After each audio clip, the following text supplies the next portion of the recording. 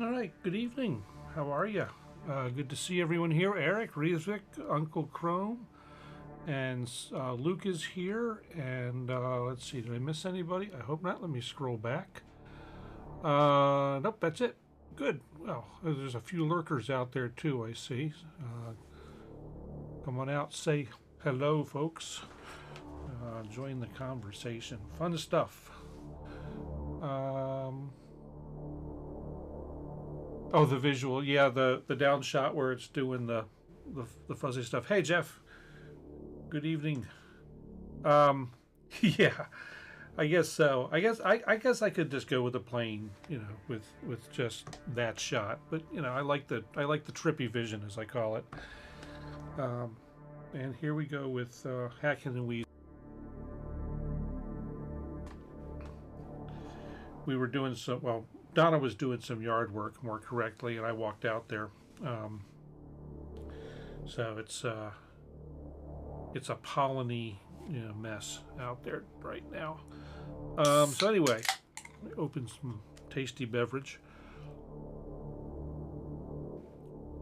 And okay, so I've got this. I've got a poll going. We're gonna do a.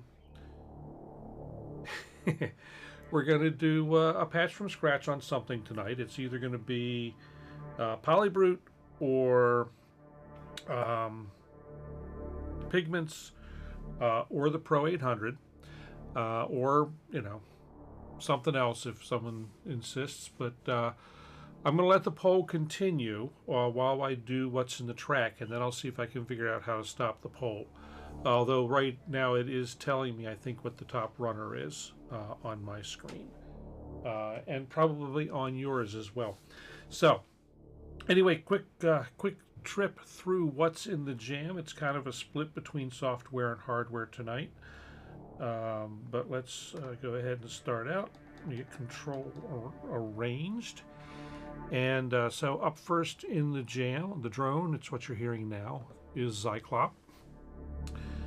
And this is the default patch, slightly tweaked. Made some envelope changes and I think a filter change, and that's about it. The mass of the voter.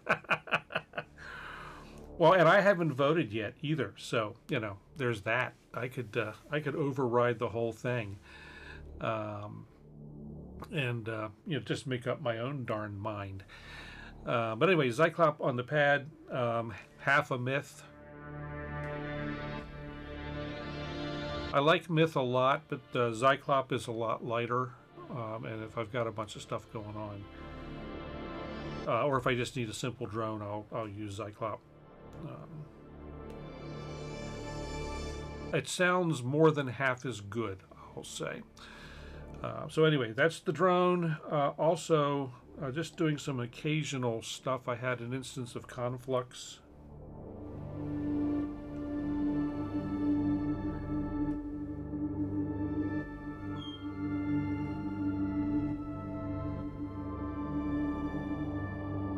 So that was coming and going. Yeah, it's a pretty neat. Zyklop's pretty neat, Eric. Well, I think it's pretty neat, and I like it's it's a resynthesis device or instrument, which is pretty cool. And apparently there's two different forms of the resynthesis. There's one that is the original, which people complained about because they said it didn't sound like the thing they were resynthesizing, and the new, there's a newer algorithm for doing the resynthesis that supposedly retains the original sound a little better. I preferred the original. I thought the algorithmic resynthesis on the original version was better. So that's usually what I use when I do something in it. Anyway, Conflux, I'm just playing. I'm just playing factory patches with this at this point. It's nice for pads. It makes beautiful pads.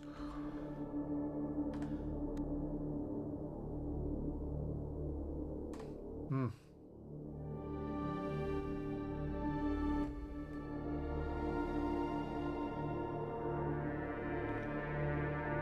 And they've got a lot of motion to them, you know. And it's, you know, it's a pretty simple synth, really. Just a source, or two sources, really. You can go back and forth between a wavetable or a sample, and blend between them. So this one is mostly wavetable. Just the usual things, though. So this, it runs in contact, you know. And Luke, as far as Ensoniq gear here, I think that if I would be torn at this point, I would be torn between an SQ80 and I don't know if I'd buy a third VFX SD. It would be my third if I did. Maybe an SD1, but the one that's actually the most interesting to me at the moment, even though it loses some features from the earlier synths, is the TS10. They took a couple things out, but and as far as virtual goes, I mean, I have the version the Arturia SQ80, and it works well. A little kind of a superset of the SQ80, though. But if I were to buy one, I mean, it would. I might look at TS10. I don't know. So Paul has a Paul has a Fismo, right? I think that's over there in the corner of his studio room. So anyway, the next thing up in the jam was a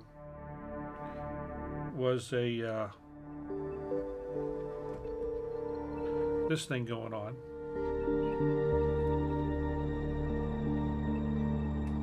This one's a little. This is obviously Pigments. It's a little more.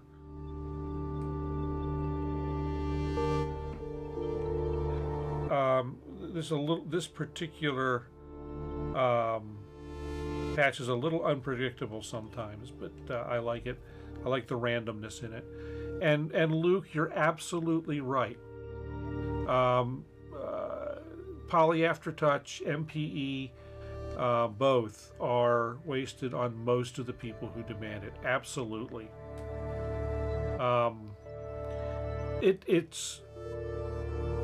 It's a skill. Using Poly Aftertouch or MPE is a skill.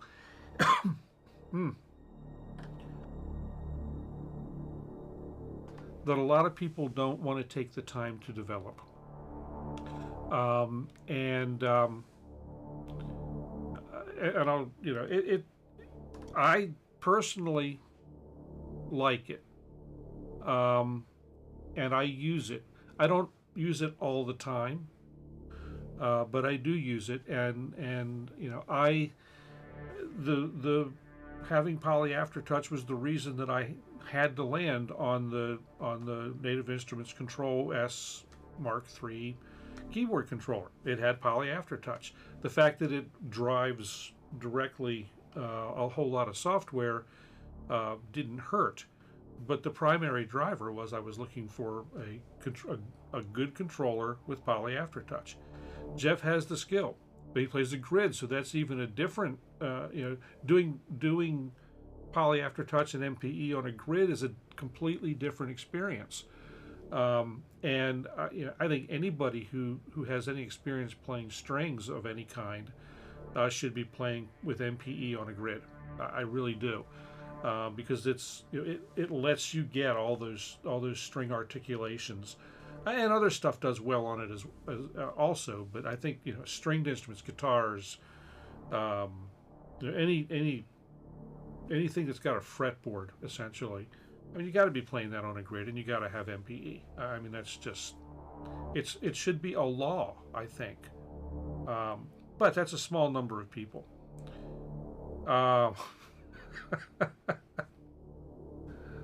Okay.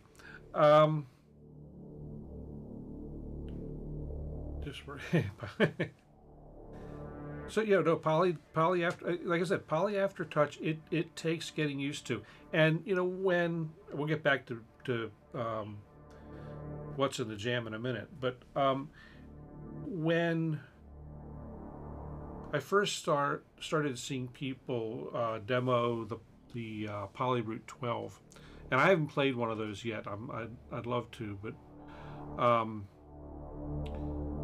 people couldn't drive the poly aftertouch on that thing because it's beyond that goes beyond poly aftertouch, and you know, I would love to play that, but I know that it would be a new level of the poly aftertouch skill that I would have to learn. Excuse me.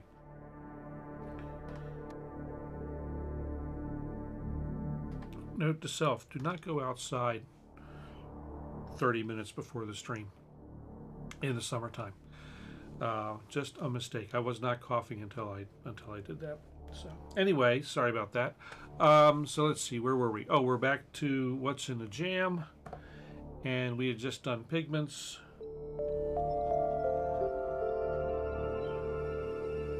And a little confusion here that we've got two. It's showing two patches. It's showing this here is too sharp, which is not what we're playing. We're playing My Bell Shimmer.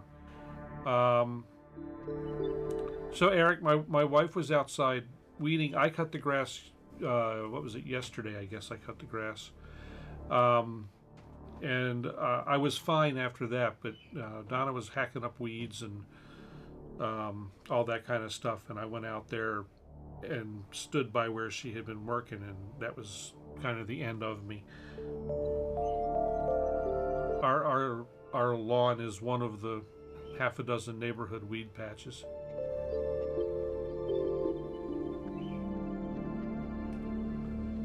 So, okay, up next in the jam, and you won't really see it here. Let me drive the camera over there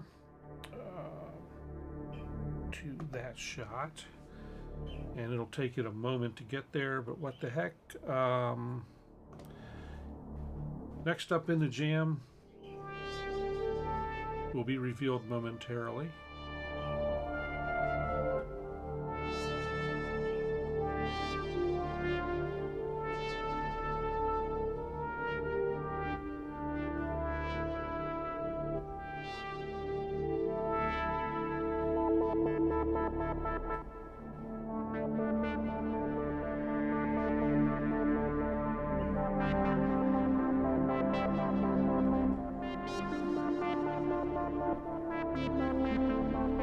Pro 800.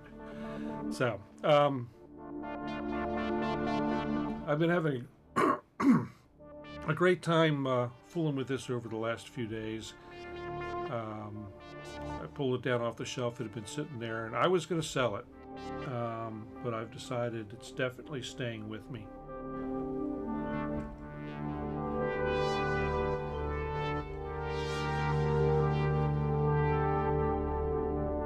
And you know, unlike the original Prophet 600, this is a synth that benefits from poly aftertouch.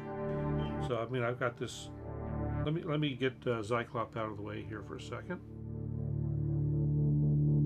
So now we're just listening to the Pro 800 and the Bird, who's obviously upset about something. But this is a synth that benefits from definitely benefits from poly aftertouch.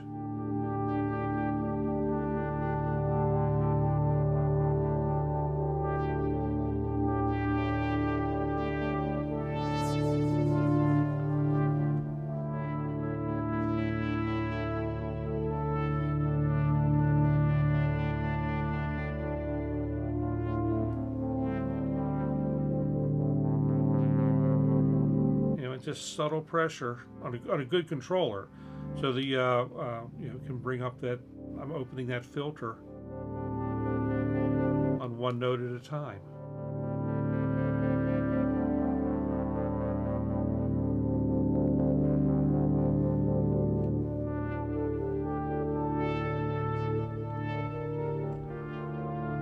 I have not yet written a control script or whatever, or preset for the Control S for this. So if I want to vary anything right now, I got to reach over. Which means if I'm going to move over there, I have to open the second mic. I did bother to put the other mic in this week.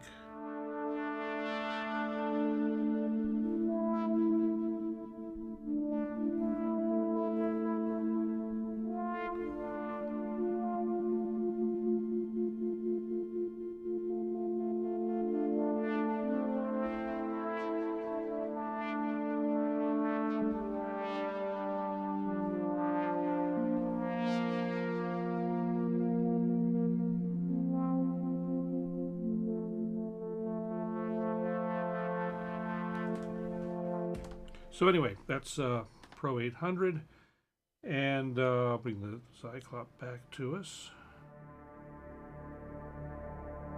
Have a little pad noise going, and so also in the jam, we had, let's see, we'll go here first. Yeah, we'll go out of order, but for a reason. In the jam also was the software version of multi-poly.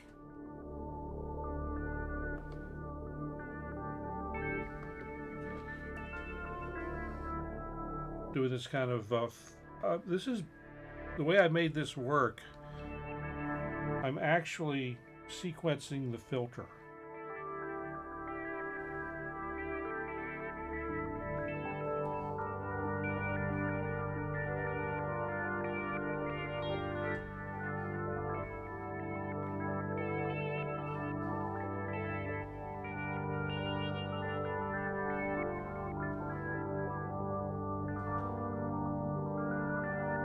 So, you know, allergies until relatively recently haven't bothered me much.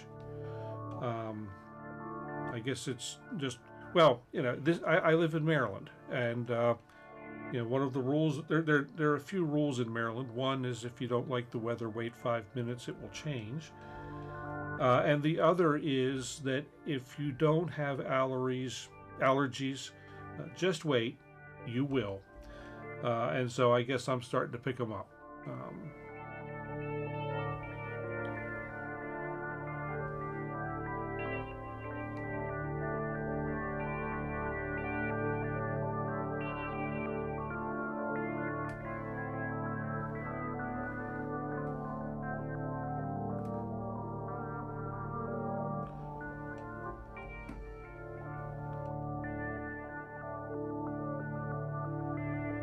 So that was multi-poly, and then finally the last thing in the jam tonight is PolyBrute.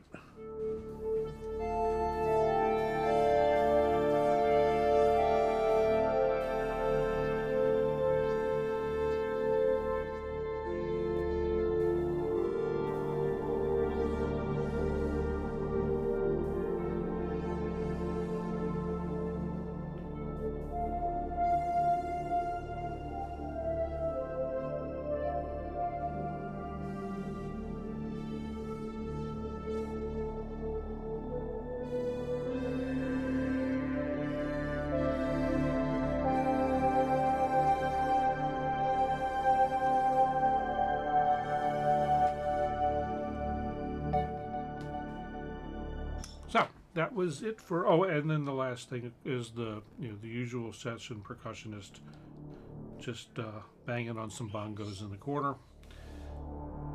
And wow, Butterscotch the parrot is really fired up tonight. So anyway, just a little bit of light percussion, and just to keep timing or something. So anyway, let's see if I can figure out how to deal with this pole.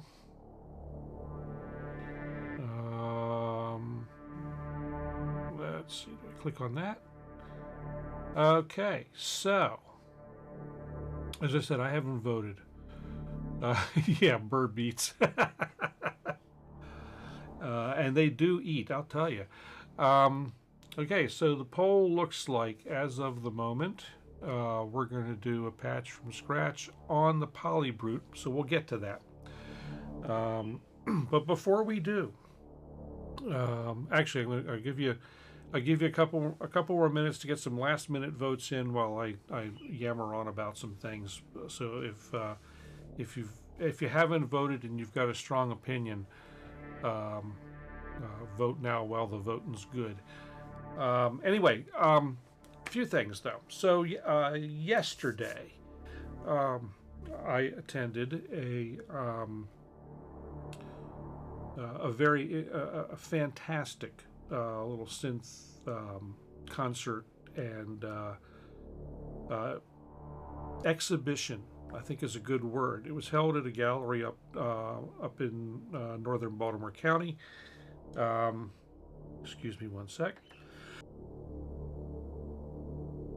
And there were a bunch of people performing with everything from a monster modular system built of 5U, I guess Surge and Buchla tied together with a bunch of 3U Doepfer stuff. There was a circuit bender. There was a fella doing LSDJ on a Game Boy. Another guy's set was based on the Deluge. A duo doing ambient with everything from a Hydrasynth down to a Behringer MS-101, now MS-1. And let's see, Paul did some great stuff with VCV Rack, and there was a band over in the corner doing some fairly eclectic sounds, and a fellow who had recorded an album that actually got regional airplay. He basically performed his album, or a large chunk of his album. So a great day, and definitely gave me some ideas for, or some thoughts about what I'm going to do with my performance coming up in November. Which I'm really looking forward to. So one of the things that's going to play into that is the Pro 800 is definitely going to be in the mix. And I had in my mind that I wanted to do this with as little computer involvement as possible. So I don't know how that's actually going to work out. Considering what, Luke?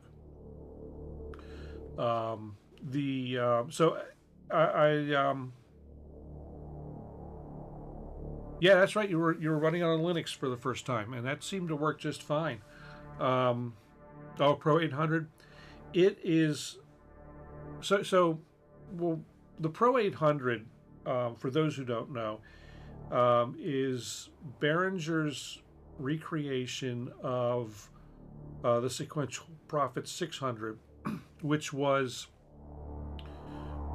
one of the first two synthesizers in the world to have MIDI. And there's some debate about whether the 600 was actually the first one to make it to market. If it wasn't, it was within a couple of weeks. There's a Roland that was the other synth that was the first of the first two that have MIDI, and regardless, it was obviously a zillion years ago, and it's kind of formed the backbone of keyboard or synthesizer control ever since. And it's managed mostly to keep up. So yeah, the JX3P was the other Uh,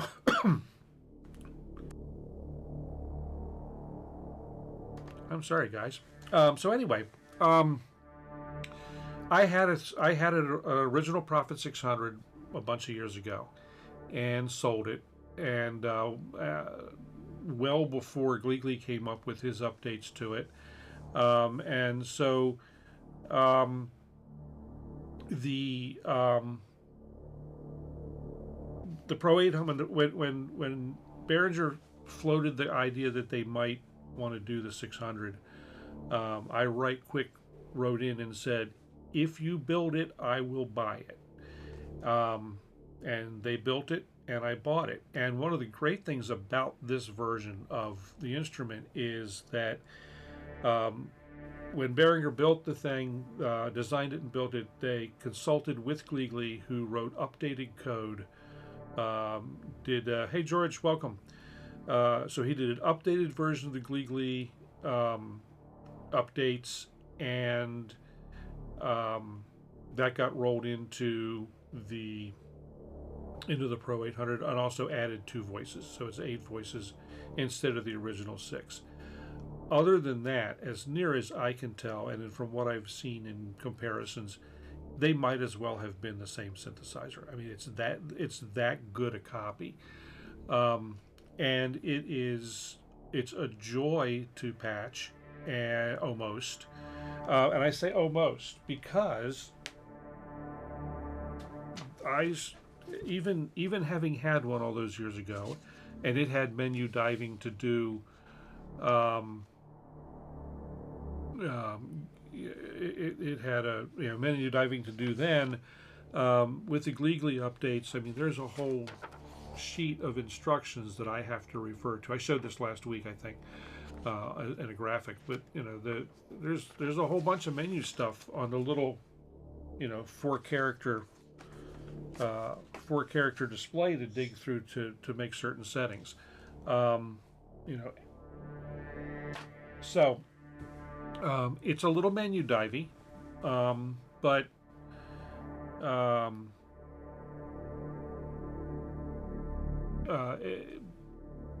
but well worth it. Well worth it. The sound is fantastic. And one thing about the another improvement in the Pro 800 over the original Prophet is that it stays in tune. So it's a lot more stable. So definitely, definitely worth the price. It's only $369, I think, $369 US at Sweetwater. It's actually came down $30 from when I bought it, and I was happy to pay $399. So I don't see any buffering issues on my end. I'm supposedly have an excellent connection, George. Oh, did it go up again? Another $10. It was $369 yesterday, or day before. Anyway, still well worth it. And we're going to see some price fluctuations, I think, on things,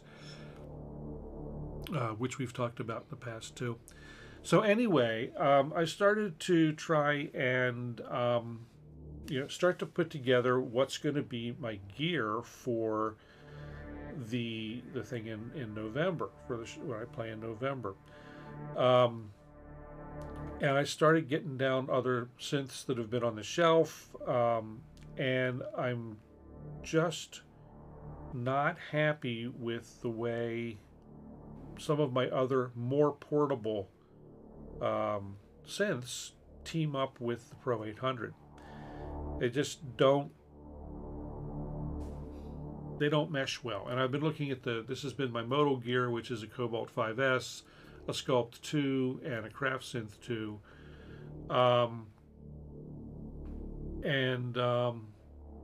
I'll be interested to see the ones you have coming tomorrow. So that'll be fun next week to see some of that. I was also surprised by how much I disliked the Micro Freak with the Pro 800. They grated against each other.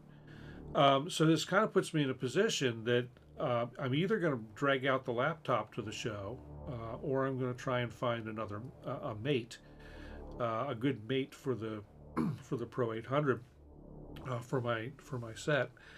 And so I've been looking at a few things. I decided that I need to more reverb. It's beyond that, Luke. I just beyond it, because it pairs the Pro 800. I mean, I got this Zyklop thing going here, and the Pro 800 pairs super nicely with that. And if I kick off the Pigments thing that I had going,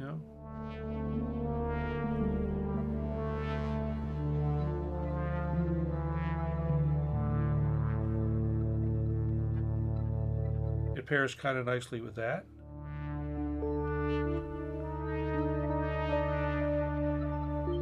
And it pairs nicely, I think, with the PolyBrute.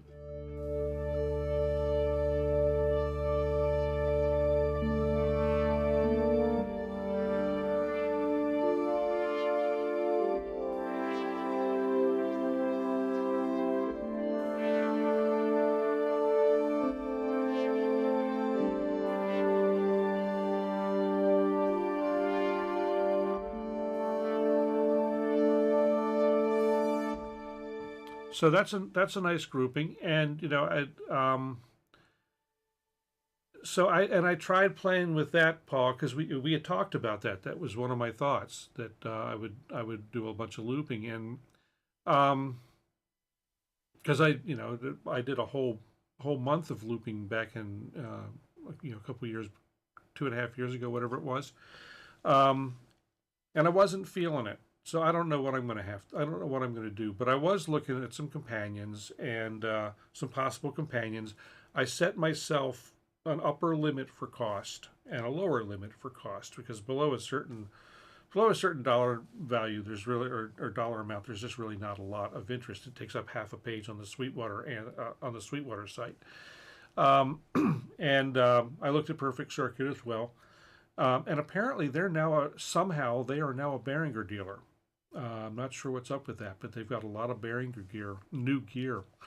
So maybe the marketing folks at Behringer figured out you can't just you can't butter all your bread from the same stick. So anyway, what I had found, and the Neutron is now pushing above the cap. The cap was 400 US dollars, or the guide, and the Neutron is for something or another, and where I've kind of started to land in this in this price range is a a Neutron is, I've always liked the Neutron, and if I were going to be building something that I knew where I knew my path was going to be modular, a Neutron would be a no-brainer. Same with the little Model 15. They would both be absolute no-brainers. But what I have, where I've sort of started to come down, is actually another sequential clone, get the Pro-1.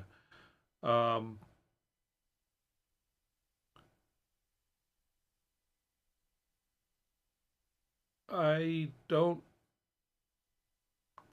think so. Does the Neutron even have? It has a delay or something. But I think you may just be able to only turn it down. I don't know.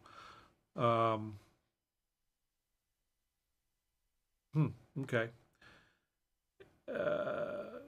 Yeah, I say so. You can dial it back to 0. It's just not turned off, which that's fine.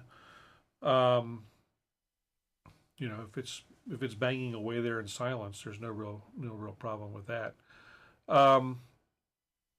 But I don't know. I didn't notice anything about that.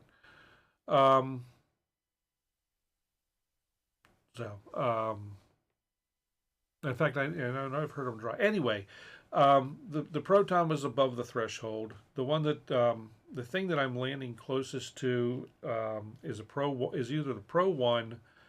The Duo at the show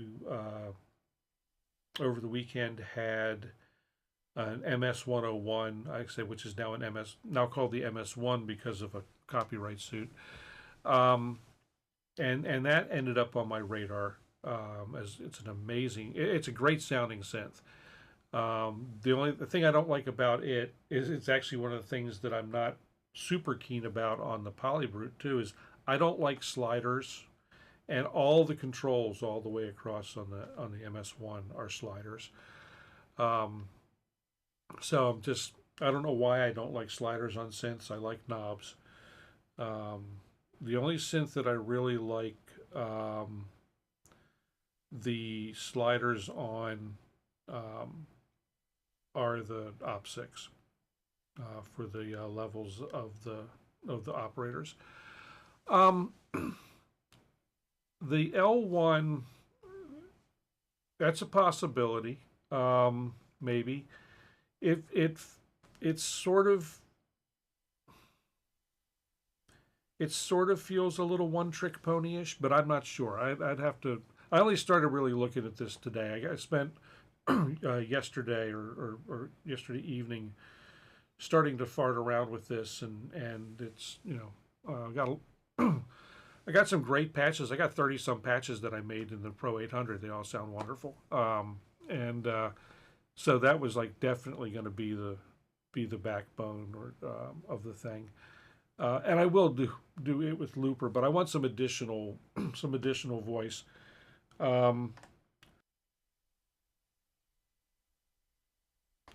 And like I said, I like the way that the PolyBrute blends with the Pro 800, but I just don't know that I want to drag this. I don't know that I want to drag it out. It's just too big, too heavy, and I'm getting too old for that. I think. Although, I got little room to talk. The Jeff showed up with, 3, 4, 5 racks full of modular gear to hook together. So what am I complaining about? So, so that was that. Other news. I'm doing the math on whether or not I'm going to go to Knobcon this year. Couple people have asked if I'm going to be there, so I haven't decided.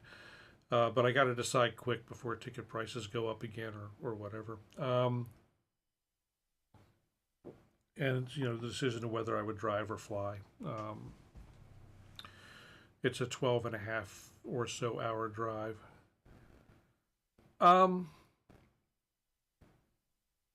don't know.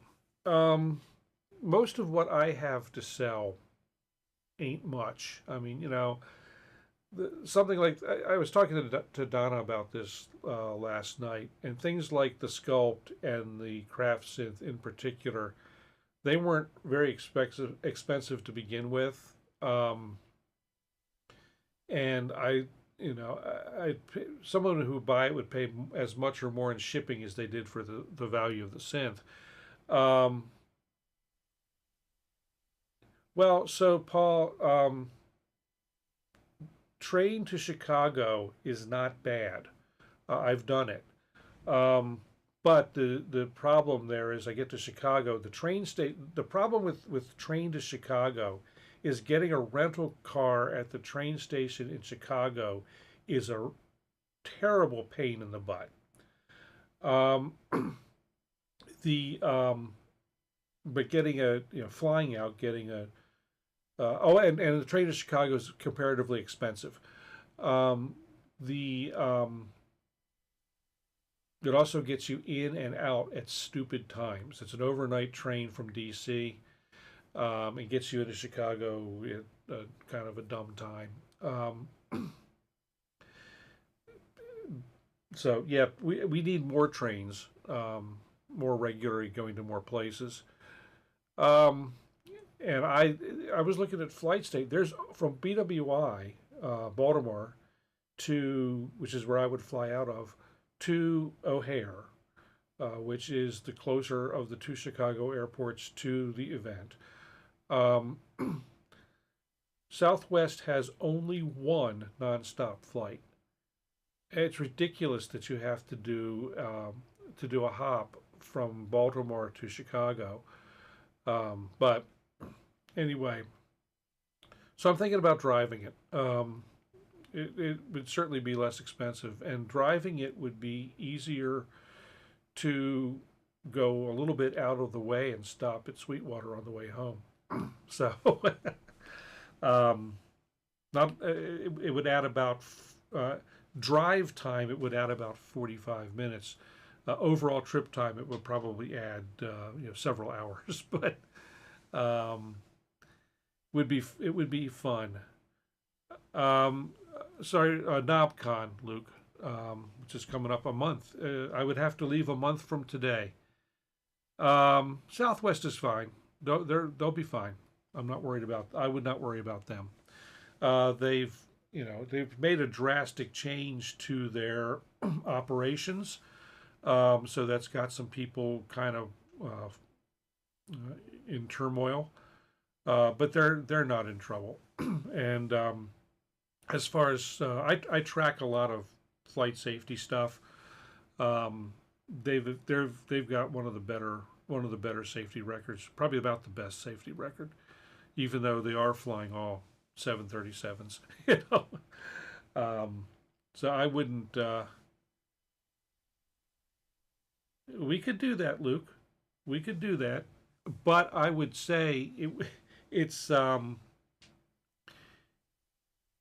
you've got. You're right. You've got a. Well, how long did it take me to get up to your place when I came up? What should have been an 8.5 hour drive ended up being over 10 hours. So, of course, that was a GPS issue. I think I got in a fight with the GPS and lost. I should have just done it my way. Yeah. Voting. Oh my. Um, well, and I wasn't, Eric. I wasn't going to go. I'm going to be in the throes of closing down my company, and so it's like, is it going to be too much going on? But I mentioned it to Donna, and she's like, well, you could go. I mean, it's mostly over a weekend. You pretty much blow Fridays and Mondays off anyway, so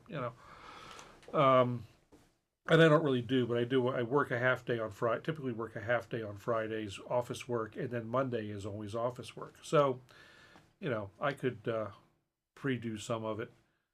Um, oh well.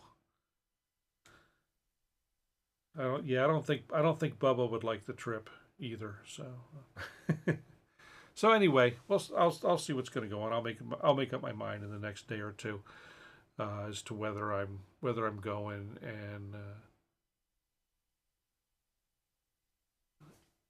you want to be driven in a chauffeur. Okay, you got the funds for that. Otherwise, it's a fairly new a Tacoma pickup truck I'm going in,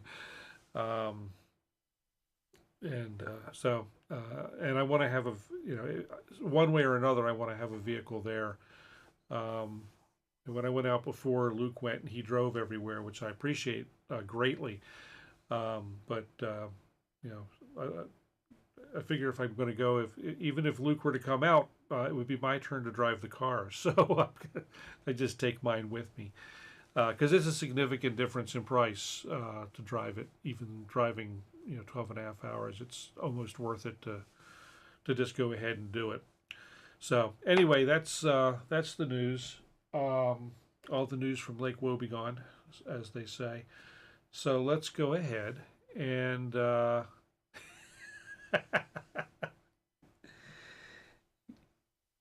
my, don't tell Donna. Don't tell Sarah. It'll be just our secret, us and the entire internet.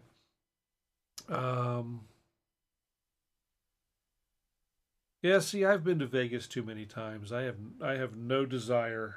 Um, um, I have my most recent trip back in my most recent trip back in April is probably my last. I don't see I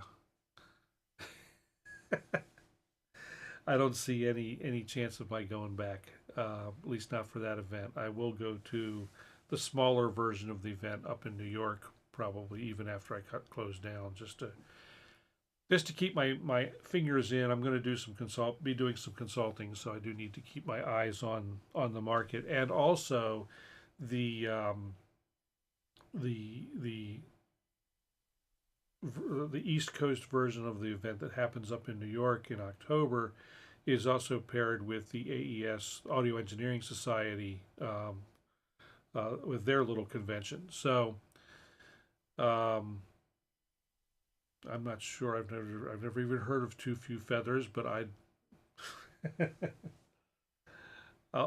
maybe I'll look it up. So anyway, so I'll probably go to New York. And the last time I was there, I spent more time on the audio side of the convention than I did the video side. So anyway, um, can't think of anything else. So while we've got a little bit of time left, let's go ahead and design a patch on the. Oh, oh! Some votes came in. It's getting close. It's getting close. Um, so it's gotten to be a small show, Paul, but it's the last couple years. It's actually been pretty good. I've seen some neat stuff. Talked to some good people. So and just for those, well, you can for those keeping track, PolyBrute is still in the lead. Um, Maybe a couple more votes will put the Pro 800 on top. Not sure, but the preening palace. Oh my. Somehow I don't think we're talking about birds with wings. So, we're 50-50. 50-50. I feel like I'm doing a membership drive for public television, you know. We've got just 30 seconds left in this break, and we're still up 56% for Pro 800. Okay. Um, that was a while back, Paul. Doing Paris. So one thing I did tonight, because if you remember last week, I didn't set a mic up over there, and I had dragged a lapel mic around and kept running over the cord. But I fixed that. I put the mic up over here. I also put an iPad over here so I can see chat. So I can drive camera 2 over to the Pro 800 and because I'm going to close the poll. Oh, the Pigments is starting to pick up. Okay. Hey, Kurt, welcome. Good to see you. Half God, good to see you. Who else has wandered in? We got a couple people just came in, so I'm going to give them about 10 or 15 seconds to make a choice in the poll, and then I'm going to close it.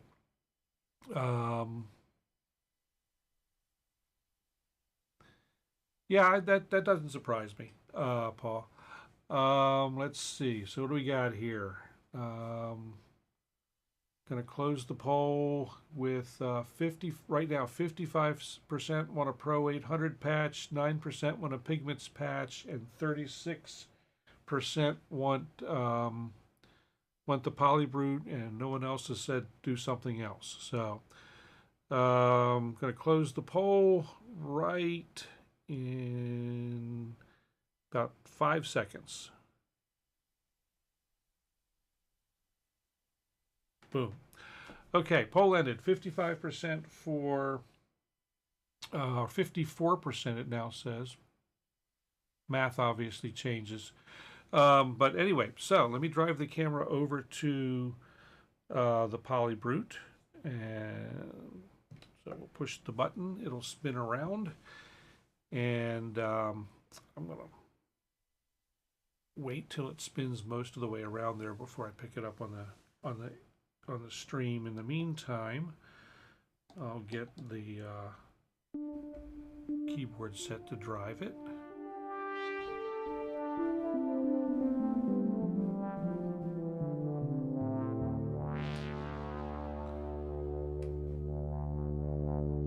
So it looks like everybody voted, because one of the concurrent viewers is me on another screen. So let's see. I'm going to go ahead and we'll do the transition over, and boom. Oops, where's it going? Oh, there it goes. Well, what's it doing? Okay, most of the important stuff is in the shot. Actually, let me go ahead and adjust the shot slightly. It did not seem to remember exactly what I had in mind for that, for some reason. All this technology. So let me go ahead and adjust the shot. I'm going to roll over here to where the thing is. Oh, I do need to make another change. Camera 2, go wide. Oops, not that wide. Come on. Come on.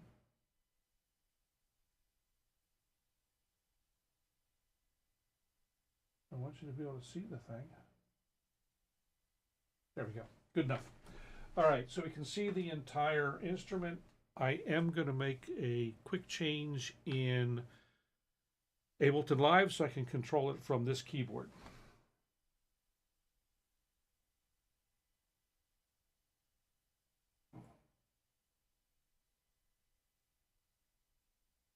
Okay.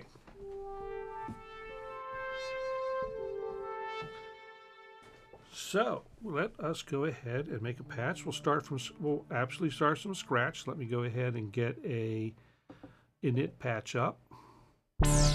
That's not the init patch. Missed.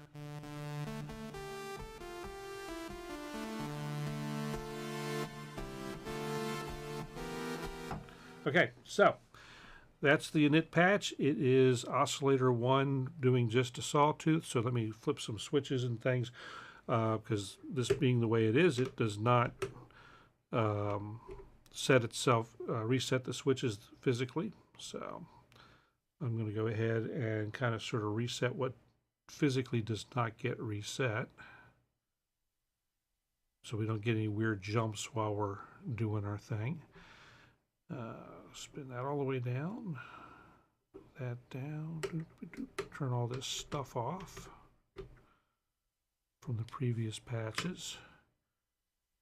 Open the filter, kill the resonance, no amount, no attack.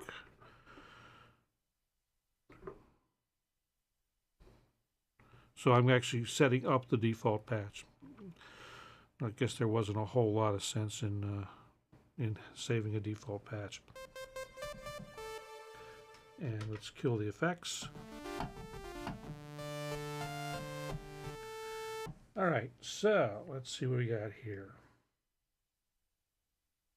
Yeah, that was pretty, that 37 is pretty wild default, or pretty wild patch. So let's see. So what kind of patch do I need? I've got some leads, I've got some pads. Let's do what I call a soft lead, which is a patch that can go back and forth between being a lead and a pad, with minimal changes and minimal work, and you can actually even play it as a lead without making any changes. So let's see, what kind of flavor do we want it to have? Let's see.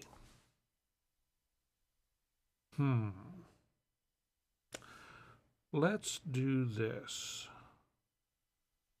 Let's make it something that's going to be interesting but not too screamy harsh. So I'm going to start off with, let's start off with a mixture of a sawtooth and square wave on the first oscillator. So with the Pro 800,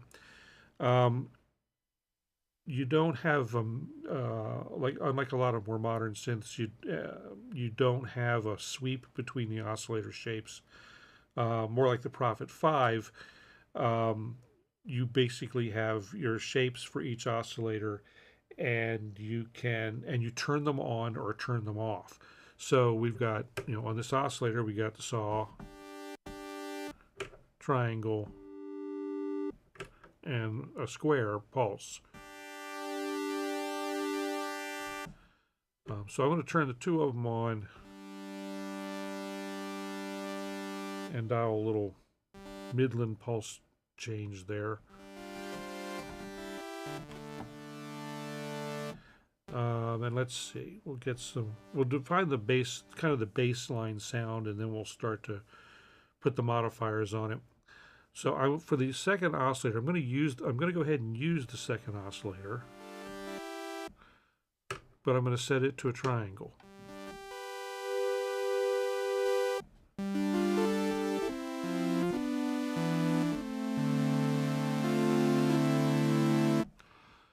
And let's see, I'm going to go ahead and, so another thing with the Pro 800, one of Gleagly's changes is the way in which the frequency controls for the oscillators work. And typically they're just kind of a sweep, but you can also set it up so that it is varies in octaves or in semitones. I've got this one set to do octaves at the moment, I think. Yeah, so I'm going to bring that. I'm going to bring this I'm going to keep the triangle at stock, and bring the and lower the square saw by an octave. Hey, Mixmaster, welcome.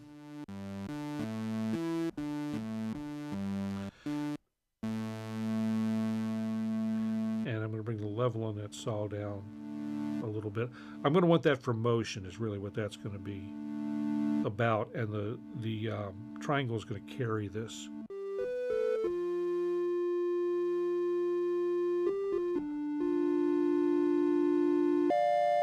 Yeah, we'll keep it there.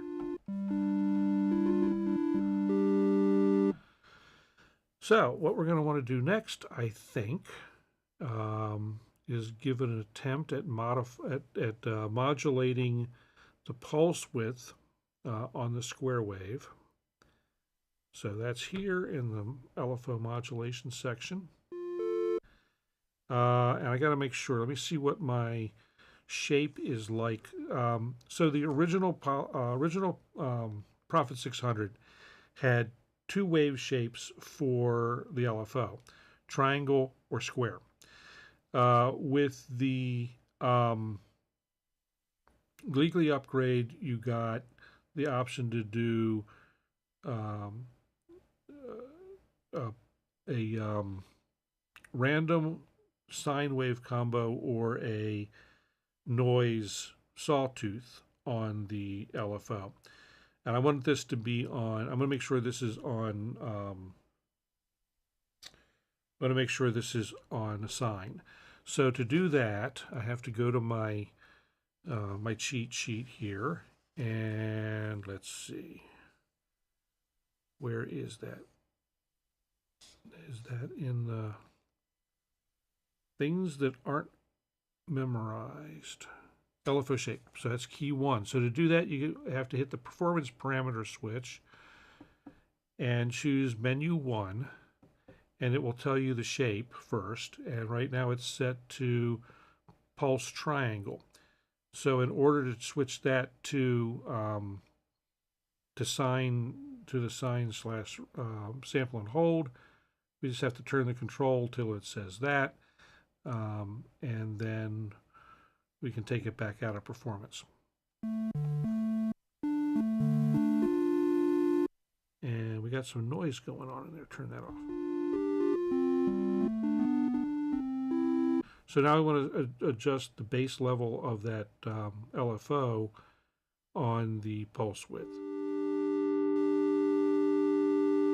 I'm going to hit the switch to the now it said try when I did that, but that's just the upper position. It didn't actually tell me sine.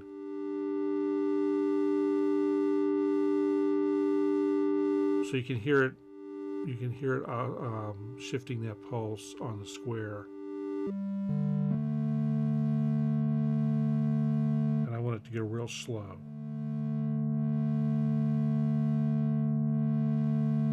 Let's see if that change, if that performance change took. Sometimes they don't take. See, it didn't take. Sometimes they don't take. The target. Make sure the target's where I want it to be. Both oscillators. Actually, it only needs to be A for this, so we can do that. And I'm actually, since I want it to go slow, I'm gonna let it take the slow option. Boom. Okay, so.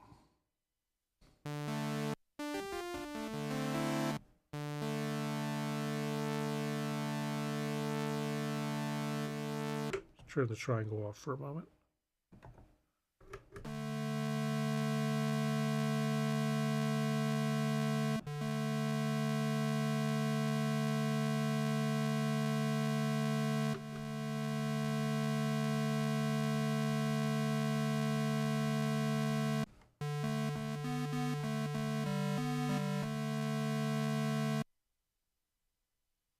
Oh, shoot.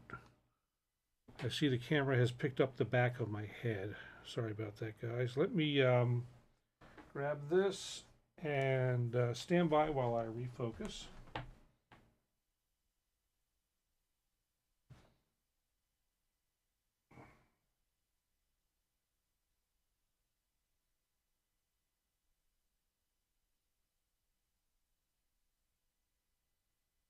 $325 for a Pro 800 and the Swing keyboard. That's a pretty good deal.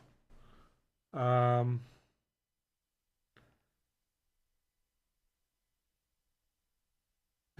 got Centaur. That's the one we were trying to think of the other day. Okay, so let's see. That should, maybe that'll stay in focus now.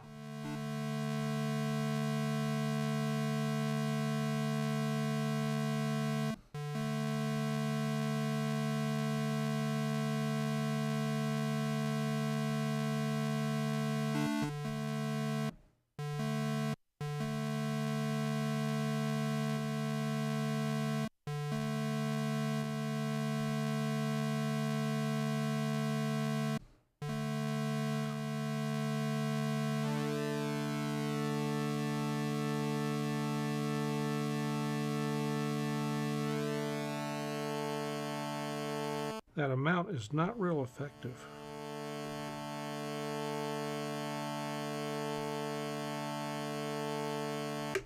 Turn off the filter. Okay, so that it is set to silent. Let me make sure I got this going to the right place. Target is A. Let's put it back to A and B. Whoops.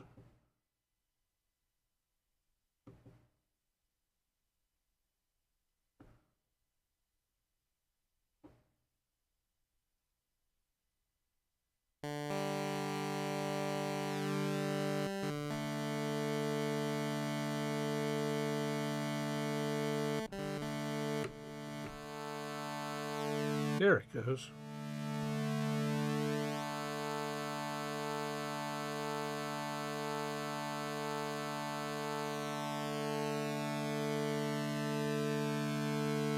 Okay, now we can turn the saw back on.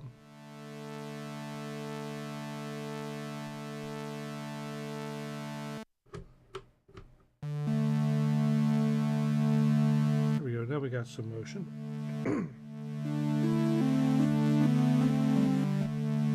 Well, and so, you know, I've been I spent I spent several hours yesterday and over the weekend messing with this. So so an interesting thing is that you know, one thing that I find is that, like the original, sometimes this is a little quirky, and I don't know necessarily why. Um,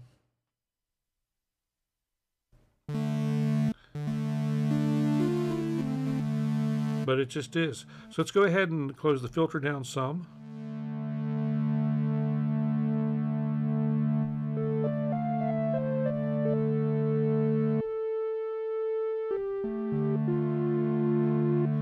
Give this filter envelope some shape.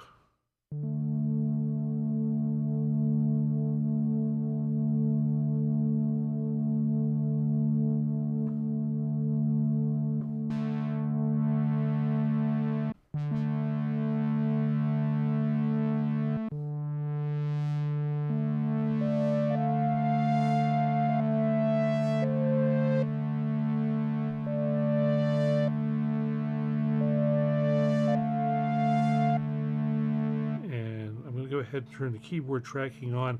One thing I've found, the keyboard tracking is can be a little overzealous. You have basically two choices. You can do full tracking, or what they call full tracking, or half tracking. So I'm going to put it on half tracking.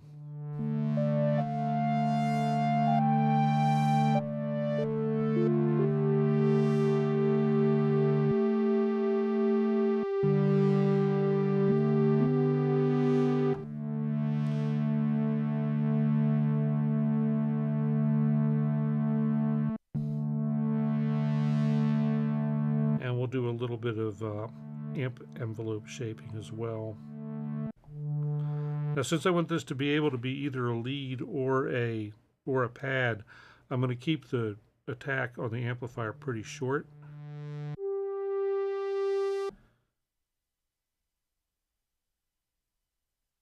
But everything else will be pad-like.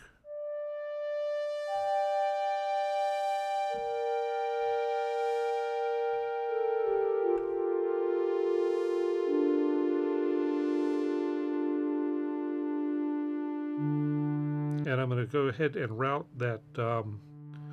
Let's see what happens if we route some of the filter, or modulation to the filter as well. Maybe a little deep for that.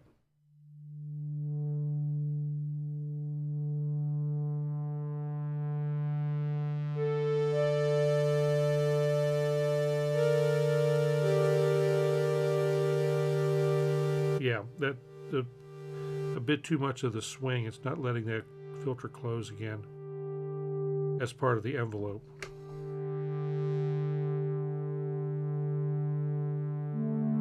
Yes, it's analog and I love it.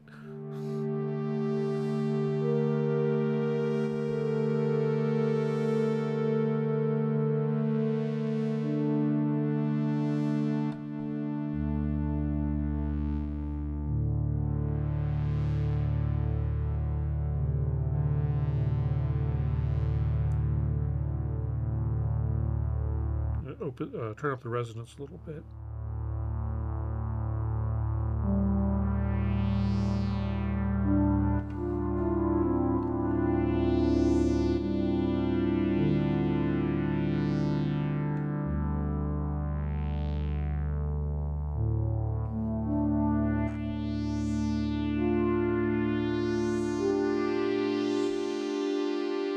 So keeping with the idea that it'd be able to be a lead too, let's shorten up the release on the amp a little bit. Not that it's hard to change on the fly. So one of the wonderful things about a synth with lots of knobs.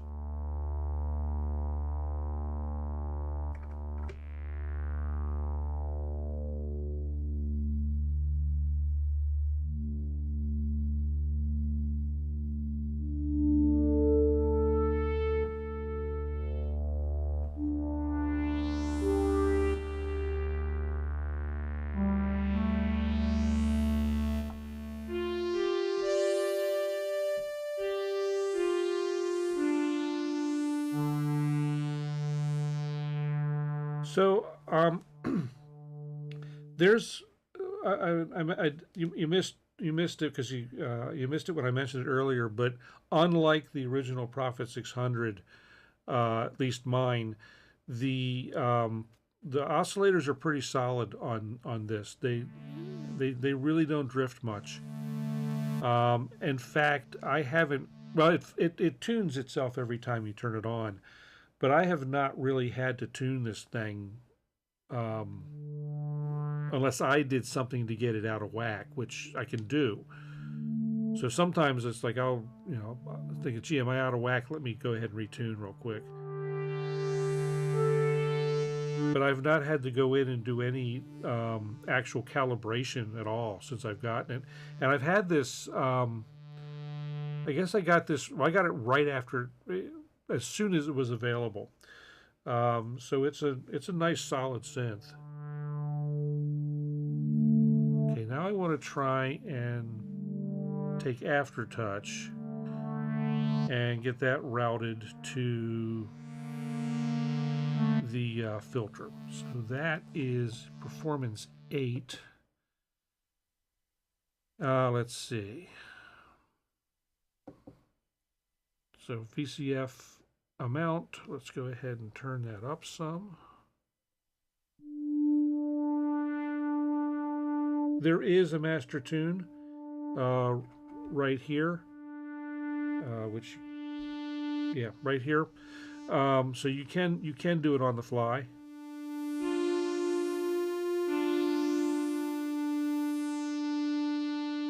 Yeah, 8-voice poly, analog under 400.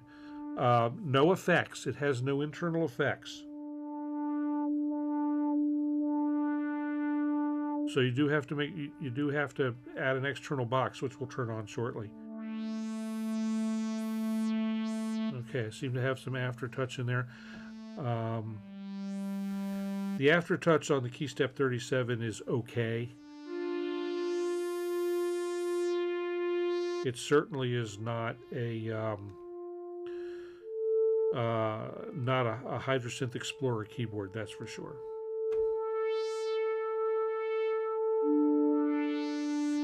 Yeah, there are plenty of, there's a, hey Joe, there's a good number of modulation targets on this thing, and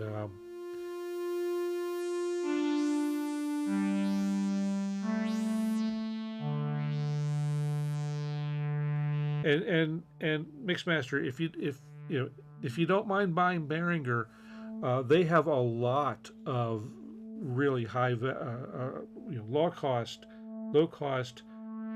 high value tabletop synthesizers that, again, if you don't mind. Oh shoot, what time is it? Oh, 9:25. We're almost done, Jeff. We'll wrap this up in just a couple minutes because this patch is actually pretty much done. But like I said, Mixmaster, if you don't mind the Behringer name, and the Behringer company, then I say go for their stuff, obviously. So let's real quick. This is mostly done. The only thing that I would add to this, which I can do later, is map the mod wheel to filter,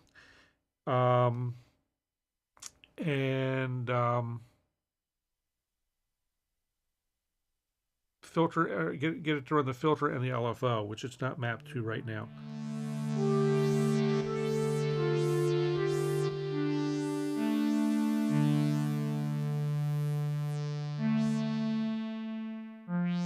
So let's listen to this with some reverb and delay.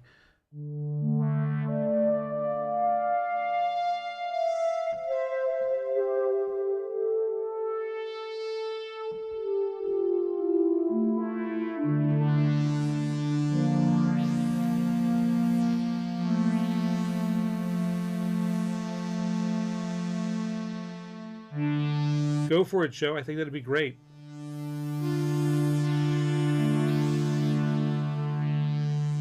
All right. So the next thing, the tricky thing to do when saving patches on the Pro 800 is you gotta, when you're in performance mode, you gotta remember, or performance parameter mode, you got to remember to come out of that, and then you got to remember where it is you want to write it. Actually, I think you can do the whole thing in one step. So we were working in patch 37, I believe. I hope, because you don't get it. You don't have to come back and you don't get to preview first. I'm actually going to shove this in 38 just to be sure. So to save it, I hit record 3.8 preset, and so that's now saved. And folks, thank you for coming. It is now in 38.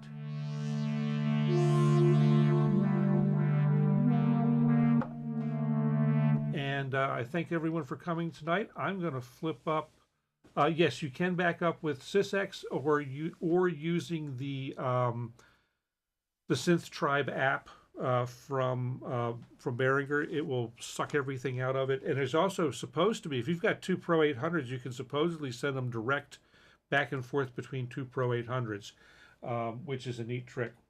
So anyway, guys, thank you again for coming. And I'm going to do, a thing. Let's see. Going to go to the DAW real quick. You get to see it while I do it.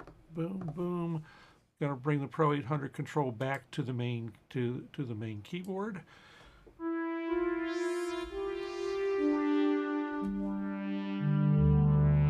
And again, I'm going to do a play for a couple minutes. And meanwhile, everyone, thanks again for coming. And we will see you next week. Jeff is up in a couple of minutes on his stream. Make sure you join him. We'll see you soon.